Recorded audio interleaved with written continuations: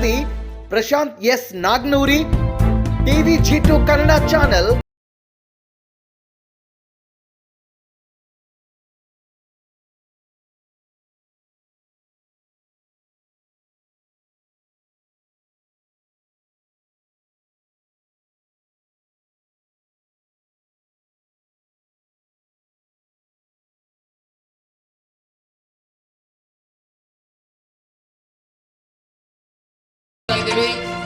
ಹಾಗೂ ಬೀದಿ ತಾಲೂಕಾ ದುರ್ಗಾ ವಾಹಿನಿಯು ಕೂಡ ತೀವ್ರವಾಗಿ ಖಂಡಿಸ್ತಾ ಇದೆ.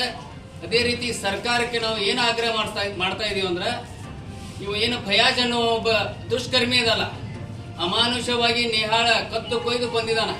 ಅದಕ್ಕೆ ಇವನನ್ನ ಅತ್ಯಂತ ಗಂಭೀರವಾಗಿ ಕಾನೂನು ರೀತಿಯಿಂದ ಶಿಕ್ಷೆ ಕೊಡಬೇಕು, ಇಲ್ಲ ಎನ್ಕೌಂಟರ್ ಮಾಡ್ಬೇಕಂತ ದುರ್ಗಾ ವಾಹಿನಿ ಬಜರಂಗ ದಳ ಆಗ್ರಹ ಮಾಡ್ತಾ ಇದೆ. ಬಂಧುಗಳೇ,